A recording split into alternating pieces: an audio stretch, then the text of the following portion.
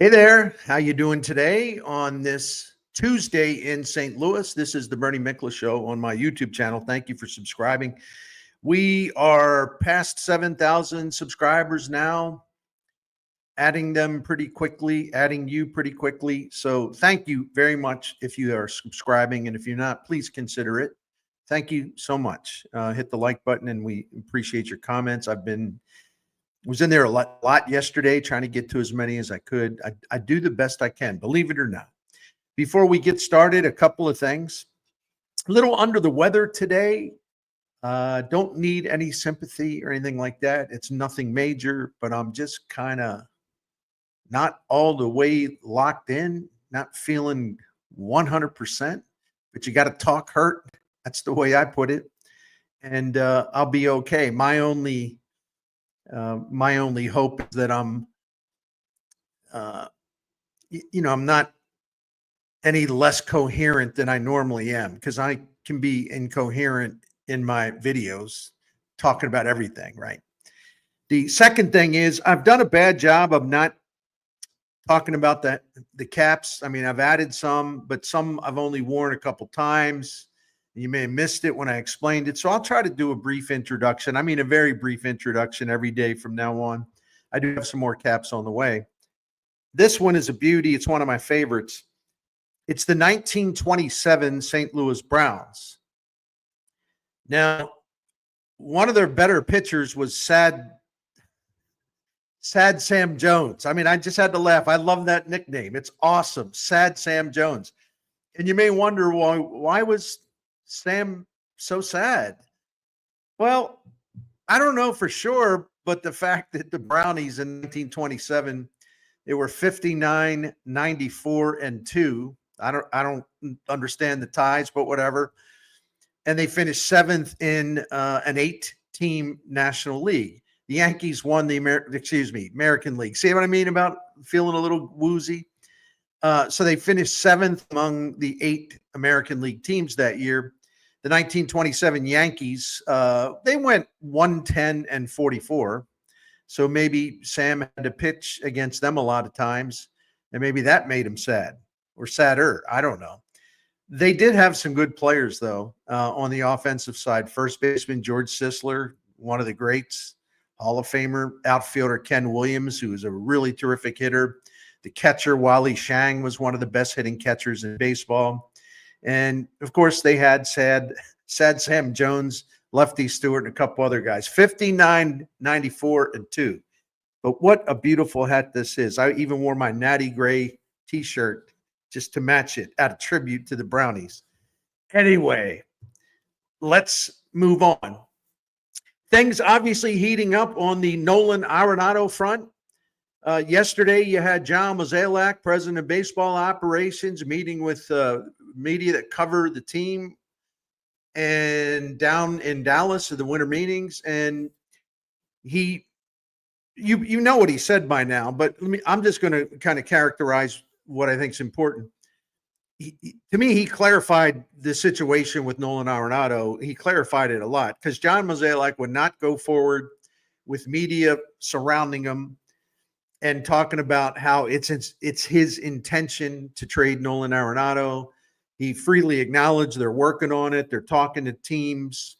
Probably more teams have been shown some interest since Juan Soto signed with the Mets. You just have to kind of follow the bouncing ball there.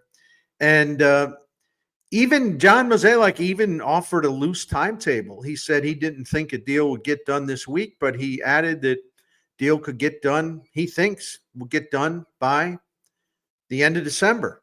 So that's a listen, you don't need me to tell you this, but I just want to reiterate, man, that is an obvious indicator that this trade's going to go down. With who? We don't know. We'll talk about a few of that.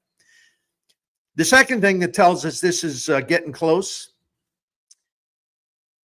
no doubt this tells us it's getting close. And again, I'm not trying to insult the intelligence of those of you who already know this in terms of following sort of the play-by-play on social media. But this morning, Joel Wolf, who is Nolan Arenado's agent, he told reporters, all kinds of reporters, but St. Louis-based reporters, that the Cardinals have given him, Joel Wolfe, the agent, permission to be involved in the negotiation process with specific teams.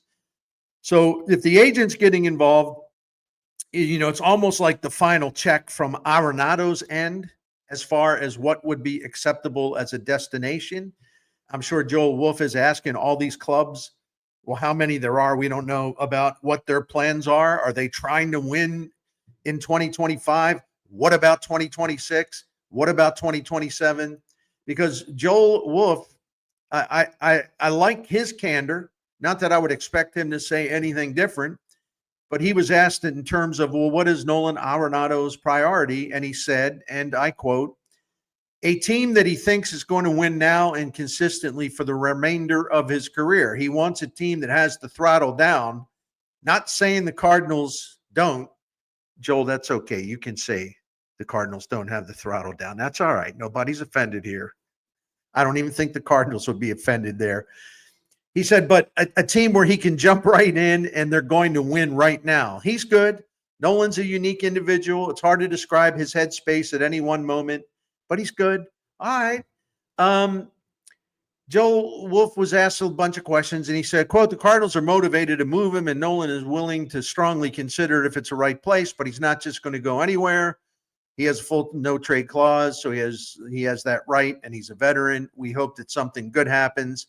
But he's not going to approve and move his family to somewhere where it's going to be sidestepping. He's in a good place with the Cardinals, and he's not going to just go.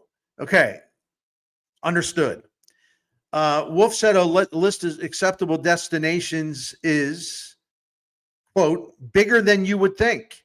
And he stressed that geographical location as the number one factor isn't, in fact, the end-all be-all priority for the Southern California native. So, and he also reiterated that Arenado is willing to play first base as well. So that would increase perhaps the pool of teams that would be talking to the Cardinals, at least checking things out. But they must be getting somewhat close with some teams because Joel Wolfe wouldn't be in the middle of it with the permission of the St. Louis Cardinals. And winning, obviously, is the priority, and we knew that, but it's good to hear that coming from the agent. So where are some of the places? Look, man, it's really hard to do them. Well, it's easy to do the matchmaking. One thing I don't do, and I apologize, I never will do, is I don't make up trades, okay? I don't do the fantasy, I'm Branch Rickey. I'm gonna just like string together a deal in my imagination. Oh, the Cardinals send them here, and then they get this, and then they get that. I'm not doing all that. I read this stuff every single day, and I'm like, man, will people just quit throwing what against the wall? I mean, nobody knows exactly what's being offered to Cardinals, and some of these proposed deals I see from the imagination of my fellow writers or broadcasters. I mean, they just can't fling this stuff. They're covering every wall wherever they work. Like I work in the lair. That's what I call my home office. They're covering the walls with just every possibility and like 20,000 fantasy trades. I'll be glad when he gets traded because I have a headache. Maybe that's what it is. Maybe that's why I'm not feeling all that great. Anyway, I got to be grouchy about that part. All right. A loose list would include, in no particular order, the Yankees, the Red Sox, the Astros, maybe Philly, maybe the Mets. And that's one of those follow the bouncing ball things because suppose they lose Pete Alonso to free agency. That's first base. And the Mets have a couple of corner infielders, that Vientos is a really good player. He could play third base. He could play first base. But I'm just saying, the way Steve Cohen's going nuts, trying to sign everybody, I'm just exaggerating. You never can rule the Mets out if they lose Alonso, if they don't sign Alonso. Listen, the Blue Jays as a team make sense. They're looking for a third baseman, and they are trying to win. And it seems like the poor Blue Jays are trying to interest everybody in coming to Canada. And, Toronto's is a world-class city. Don't get me wrong, man. I'm not putting down Canada. Not at all, especially Toronto. But I'm just saying, it's not. It's not. I don't think it's high on the list of major league players that have really good options. That's all I'm trying to say. And Nolan Arenado has the full no trade clause, as we know. You know what a sleeper team is? Except I don't think the Cardinals would have the cojones to trade him to the Milwaukee Brewers. They lost Willie Adames, their shortstop, and he signed with the Giants. And the Brewers' plan is to slide the third baseman they got in the Josh Hader trade, Joey Ortiz, who's a good player. Their plan is to move him to shortstop because he is a natural shortstop. He moved over to third because they needed him. So they would have Ortiz at shortstop, which means a big, big opening. In fact, the biggest need the Brewers have is third base. Would the Cardinals do that? I'd be really surprised unless the Brewers made a real good offer. I mean, I personally don't care, right? If the trade makes sense, so what if you trade him in the division, right? It's not. Again, his offense has been in decline. He can bounce back a little bit, and maybe in that ballpark, but whatever. I don't want to get too lost in the weeds here. The Tigers are an interesting dark horse candidate because they seem like they're very, very much poised to win and continue to win with the young base that they've established. Does he want to go to Detroit? Is he a Motown guy? Who knows? Did I mention the Red Sox? Who knows? Anyway, I've even seen some people say, hey, the Nationals ought to spend some money. They're close to winning. They ought to go get him. Okay, I don't think that's where he wants to go. But again, I don't know. Listen, the Yankees make sense for a lot of reasons because the Yankees have said all along this offseason what they would like to do is take Jazz Chisholm, who they got from the Marlins last summer in the deadline, and they moved him to third base because they needed a third baseman, and he was fine there, but they want to move him back to where he belongs, which is second base, which would open third base for an Arenado deal. And the Yankees did not make a qualifying offer to Anthony Rizzo, the aging first baseman, so he's out. They have this guy, Ben Rice, who I think is a pretty good young hitter to play first base, but I think they're going to want to add a big name. They're going to want to make a splash. Theory, it's New York. They just lost Soto, right? So Arenado willing to play first base. Listen, the Yankees could use a third baseman or a first baseman or someone who can do both things, move around. I don't know. If he wants to play first, I'm sure the Yankees would play him at first some. Primarily, they put him at third because that's where his defensive value is. Joel Sherman, my friend from the New York Post and MLB Network, here's what he wrote about this. And he wrote a piece today. I'm a subscriber to the New York Post simply because of their baseball coverage, which is excellent. So as a subscriber, I got access to a piece that didn't go out to everybody. I don't mind sharing with you, and I don't think Joel Sherman would mind me sharing it with you. He wrote, and I quote, the Cardinals are open for business, and Arenado has 3 years at $74 million due. The Rockies are still paying $10 million of that. For luxury tax purposes, he would carry a $23.07 million charge for 2025.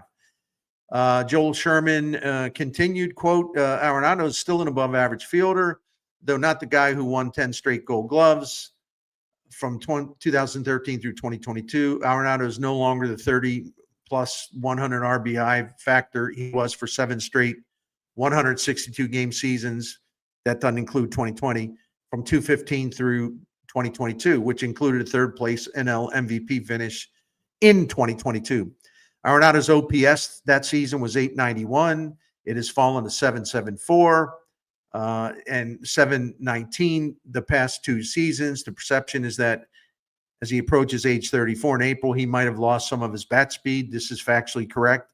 And that New York might not be the best landing place for a player with his intensity. That's interesting. That's a good way of saying grouchy. That's Joel. I would substitute the word crabby or grouchy in there, but okay, I'll roll with intensity, man. To trade for him, Sherman said, you would have to believe that getting out of St. Louis and to a surer contender would revive him for the next few years. That's a very sound theory. Now, by the way, I meant to put the Dodgers on that list because some of you probably already wonder, well, listen, you must have a bad head cold or something. You must be delirious because how could you leave the Dodgers off that list? Because Nolan Arenado is like all but begging. I mean, he's going to set up under one of the freeways out there with a sign. Dodgers, I need help. I need a home. Anyway, no, the Dodgers should belong on the list, but maybe this was me reading something yesterday and thinking, well, everybody just assumes LA. I don't know about that. Let me read you. This was reported everywhere, but in case you missed it, Andrew Friedman runs the Dodgers. He's the president of baseball, everything, right? But Brandon Gomes is his general manager, who's the point man in discussing trades, at least until it gets down to the nitty gritty. And Brandon Gomes, and this could be posturing by the Dodgers to send the message like, well, we're not desperate for Arenado. We don't need Arenado. This could be their way of playing poker. And they play poker pretty much better than anybody. The smartest front office in baseball. It helps to have hedge fund billionaires that own the team, but they're also really, really smart. Player development, drafting, international market, and they make smart trades for the most part. But anyway, Brandon Gomes went out of his way at the winter meetings Monday to remind everyone that they love Max Muncy, their third baseman. And he wanted to shut down the idea of the Dodgers want to bring someone in to play third base. Like he went out of his way to get this message across loud and clear. Quote, Muncy is going to play third base for us. That's pretty definitive, right? Quote, he's such a big piece of what we do, and he has been a staple. So, yeah, Max is playing third base. Unless that's some type of bluff for negotiating purposes. Sounds pretty adamant to me. First base is not open because that's where Freddie Freeman is. The Arenado LA stuff, well, this is stuff that we all know. Arenado, teams' interests are going to want Arenado to eat at least a portion of his remaining contract. But Mozeliak added on Monday that he had not yet felt any type of financial must have this, must do that type of demands from teams in his negotiation. But he is looking to reduce payroll. Here's the deal. $74 million is what he's owed. Even if you eat half that, and I'm not saying the Cardinals want to do that, you're still saving money, right? Seriously, you're still saving money. Because you wouldn't owe him the full $74 million. You owe him 50% of it, or maybe a little less. I don't know. It depends on what and you all know this, but just to reiterate, it depends on what the Cardinals are willing to give up in terms of taking on some of that salary to make it a lighter load for the team that gets Arenado. Because the way it works in baseball, trades like this, if a team that's trading the player is willing to gobble up a lot of the contract or a good percentage of the contract, then the team trading the player can expect to get more in return in a trade for that player. So we just have to wait and see how that plays out.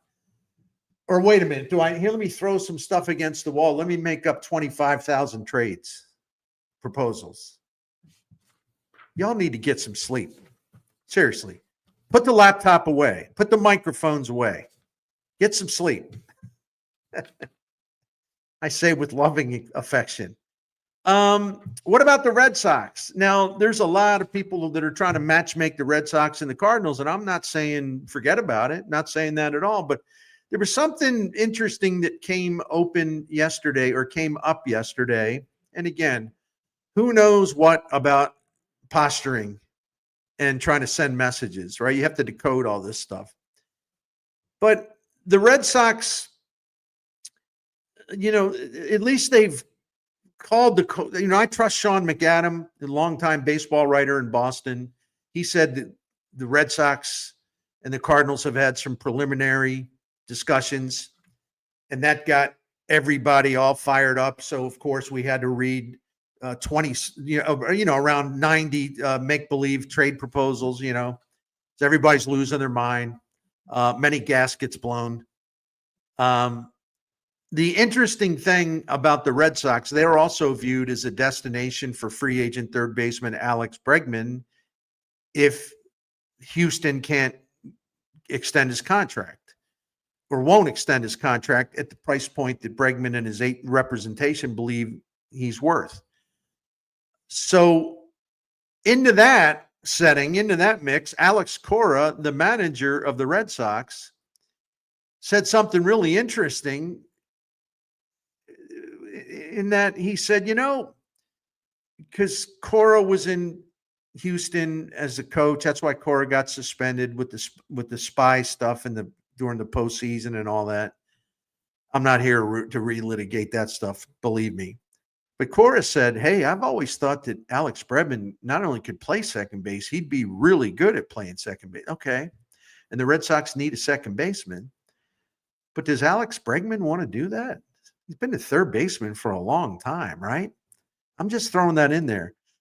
But if you look at the Red Sox, they need a right-handed bat. They definitely need to improve defensively. In fact, they've listed it. Their management has listed that as a priority this offseason.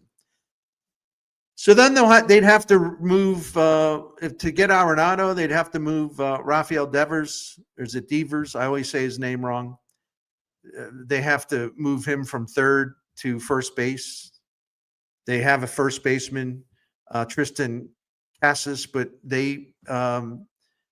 there's speculation they're willing to trade him for a first baseman, for a pitcher. He's been their first baseman. But yesterday, and I won't read you the stuff, the Red Sox were absolutely adamant. Craig Breslow, who runs the baseball office, and Alex Cora, they were adamant. They said, we don't know where this stuff is coming from. We have not said that we want to move Devers off third base.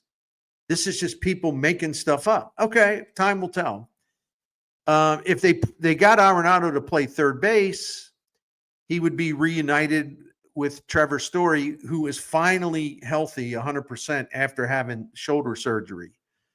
So that's a pretty damn good left side of the infield defensively, at least if we go by their past play at those positions. So I wanted to throw, some of those things out there.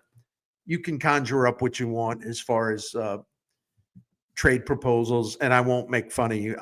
I'm making fun of the media. I ain't going to make fun of fans, but I also don't play the reindeer games with this stuff.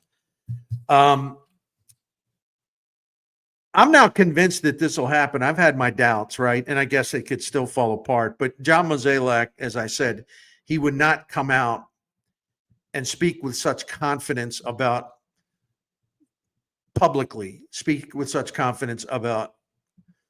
the likelihood of an Arenado trade. He just wouldn't do it. He's cautious by nature. So I assume this will get done.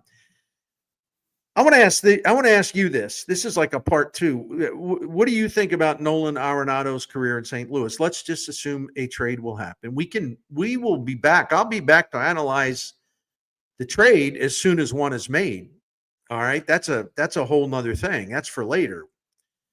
What do you think about his 4 years in St. Louis? And I think there's a lot of opinions floating around out there, and I understand that. I think some people are saying the Cardinals failed him because he wanted to come here because he wanted to win, and they did win in 21, and they did win in 22. And I'm talking about having a good team that got into the playoffs, and then they didn't do anything in the playoffs. Dodgers in 21, the wild card game. Phillies losing 2 straight at home in the best of 5 wild card round series. And so even though the Cardinals had good teams in those 2 years, I like the revisionist history. Everyone, people just act like those teams were garbage. No, they weren't. Okay. You get into the tournament, there's a lot of randomness. Stuff happens, good or bad. Nolan Arenado and Paul Goldschmidt didn't do a thing really in those two postseasons to help the Cardinals. But that doesn't mean you blame them for the fact that as teammates together with the Cardinals, only 21, 22, 23, 24, that they never came close to the ultimate prize. They never really came close, 21, 22, 23, 24, to even getting to the NLCS. It happened in 2019. Goldie was the first baseman. Arenado was still in Colorado. So there's a lot of, we can point a lot of figures, but I want to review something here. Just let's go through this. I think it's fine to do. And I'll give you my opinion about the one question I have, the thing that will always bother me about the failure of Arenado Goldschmidt tandem, corner infield tandem for 4 seasons, the failure to even get to a league championship series, right? We'll get to that in a minute or 2. But a quick review, in his 4 seasons with the Cardinals, he was voted to 3 All-Star games. He won 2 Gold Gloves. He won a Silver Slugger. He finished 3rd in the National League in the MVP voting in 2022. And if you believe in wins above replacement, and you sure don't have to, but if you do, Goldschmidt won the MVP in 2022, but Nolan Arenado led all National League players with 7.2 wins above replacement. That was second only to Aaron Judge in all of baseball that year. So he didn't win the MVP, but he had an MVP caliber season and he did finish 3rd. But we talked about the drop off, right? Like in 21, 22, his first 2 years. And I talked about this in a fairly recent video. 21, 22, he slugged .513. In his final 2 seasons as a Cardinal, he slugged .426. That's a drop of 87 points. He averaged 32 home runs his first 2 seasons, averaged 21 home runs his last 2 seasons as a Cardinal. Using OPS plus, 100 is average. He was 34% above the league average in 21 and 22, putting them together. And he was only 4% above league average in his final 2 seasons with the Cardinals. So that's a drop of 30%. That's a pretty big drop from the first 2 years to the last 2 years. And if you look at, OPS, the first 2 years, 848. The last 2 years, 746. That's a drop of 102 points. These things are all very considerable, and that's why there are serious questions. I'm sure all these interested teams are asking each other and their analysts, like, well, what can we count on getting from this guy, right? Look at how it's just the decline really hit home last season when he slugged .394 and he had 16 home runs. That's a long way down from where he had been for a long time.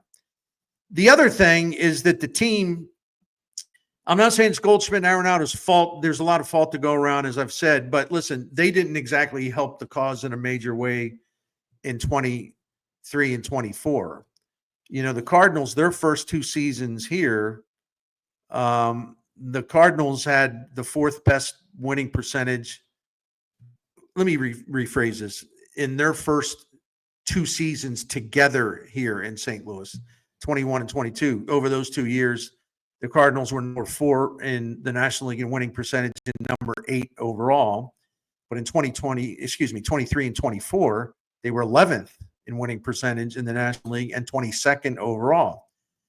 That also coincided with a drop in productivity and for Goldschmidt and Arenado at the same time. They both started to spiral and go down offensively, although Arenado had a much harder crash in 2024. So we could say, well, they did nothing in the postseason. The Cardinals did nothing in the postseason.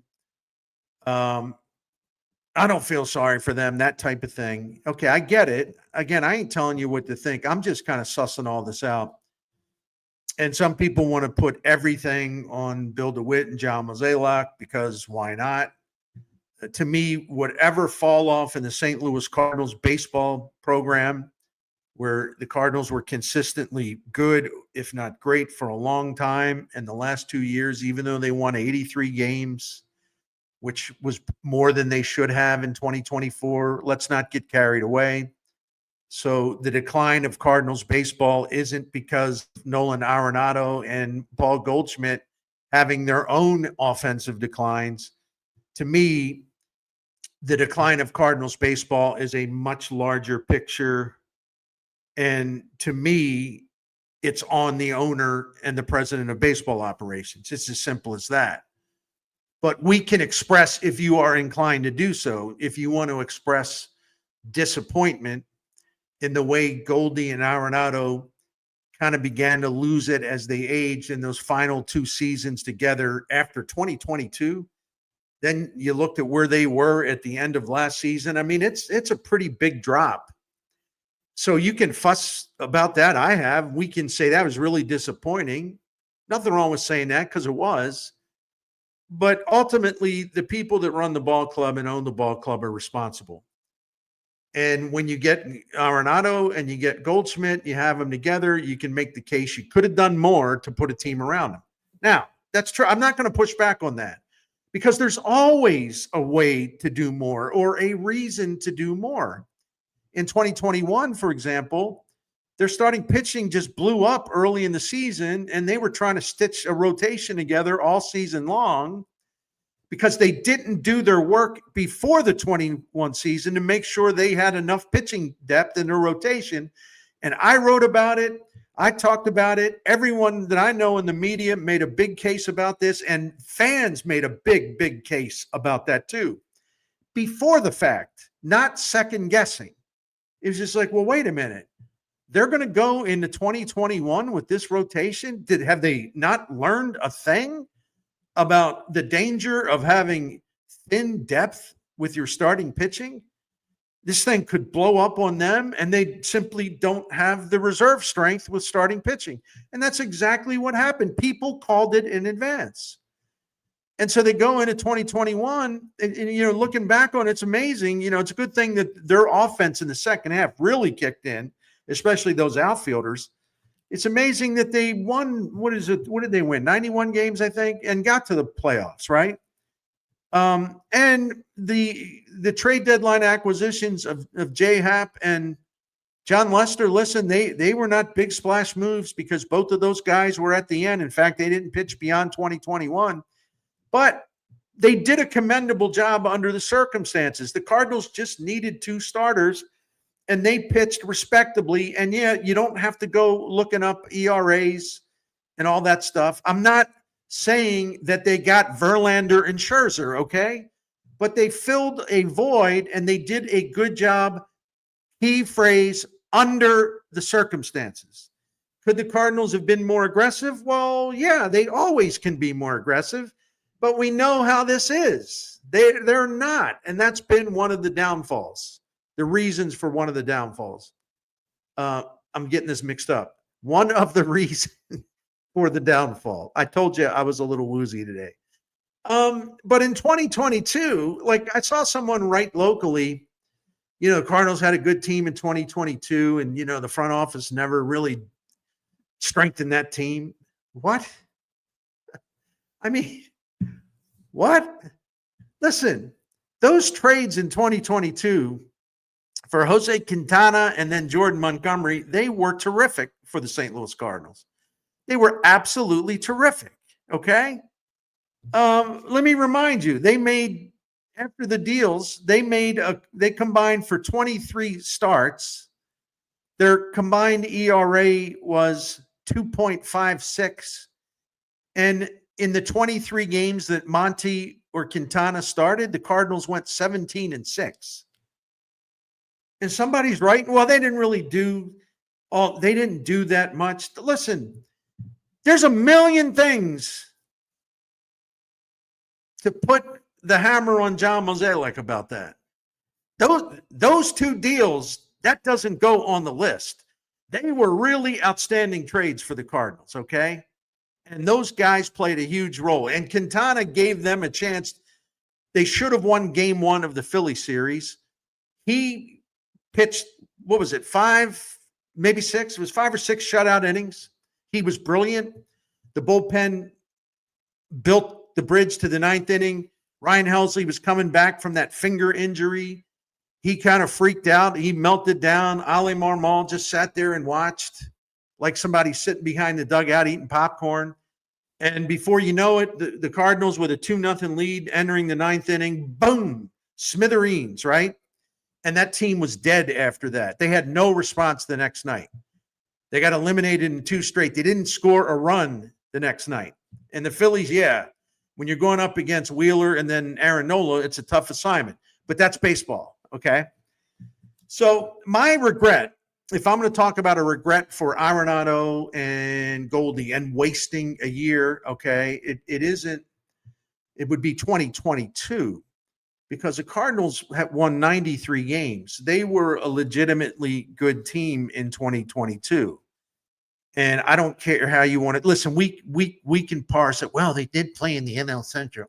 Yeah, I know. They've been there for a long time. And the NL Central rarely has been strong. That one year in 2015, you had the Cardinals win 100, Cubs 98, the other one 97, the Pirates. Yeah, it was good for a while, but generally it's been pretty average to mediocre. I know that. But if you look in 2022, you know, first of all, they had Miklasz with a 3.29 ERA. They had Wainwright with a 3.71 ERA. They had Quinata and Montgomery combining for a 2.56 ERA. So they had 4 really good starting pitchers. Okay.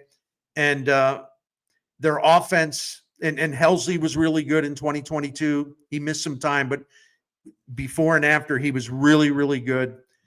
So the Cardinals offense in 2022 with Goldie winning the MVP, Arenado third, Albert Pujols coming in and just exceeding all expectations in the farewell season. You know, Goldie had 35 homers, 115 RBIs, Arenado 30 homers, 103. Pujols slugged 550 and bashed 24 homers. On fire, basically the second half of the season. That team also had above average performances offensively from Brendan Donovan, Lars Nootbaar, Juan Yepes, Nolan Gorman, and Tommy Edman. That was a really good lineup, and it was really good pretty much from top to bottom, all right? It really was. That offense in 2022 finished 6th in the majors in runs, 4th in position player wins above replacement. They had the 5th ranked offense in baseball, according to Fangraphs. They had the 6th ranked defense in baseball, according to Fangraphs. They were the 10th best base running team, according to Fangraphs. They were 9th in home runs, and they had the 8th best ERA. My friends, that's a really strong team, okay?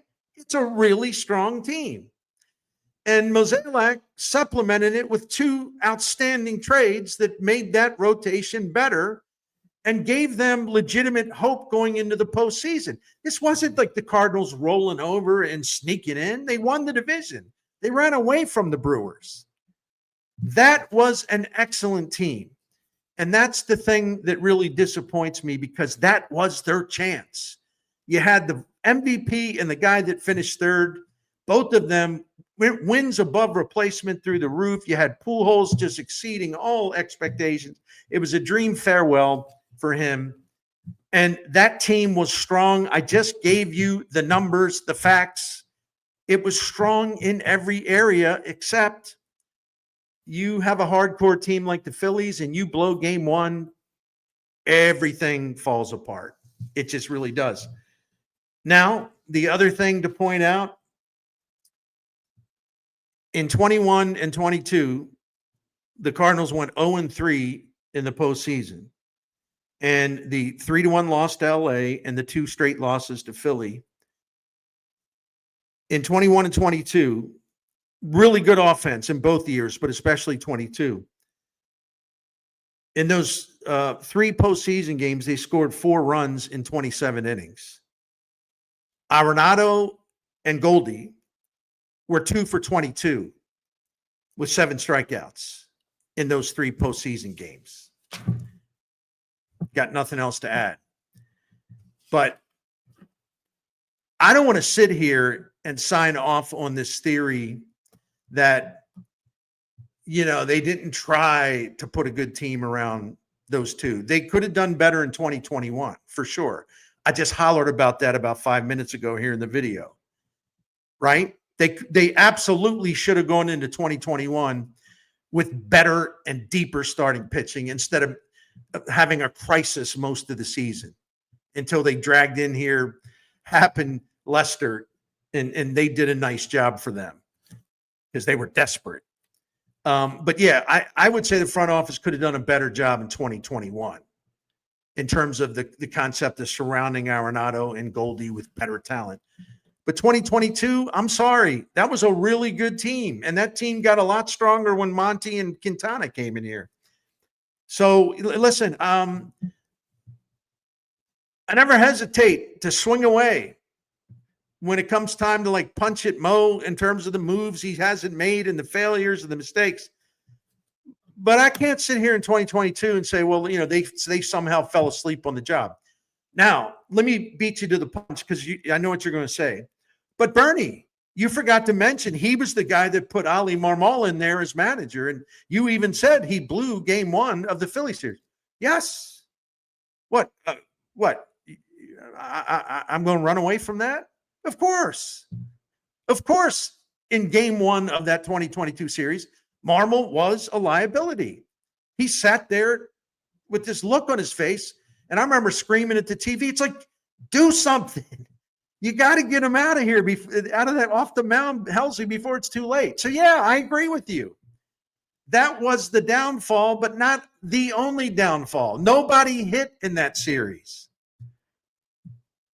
Juan Yepes hit. That was it. The rookie, right? The pinch hit 2-run homer that gave him the 2-0 lead over the Phils.